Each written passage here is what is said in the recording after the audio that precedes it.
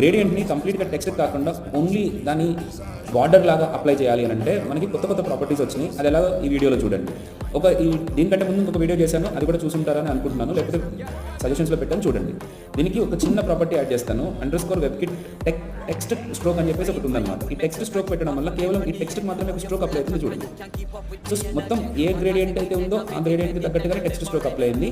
ఇప్పుడు నేను ఈ కలర్స్ని మారుస్తాను. ఇప్పుడు కంప్లీట్గా డార్క్ ఉండేది, బ్లాక్ ఉండేది కాబట్టి దాన్ని నేను కంప్లీట్ వైట్ చేస్తున్నాను.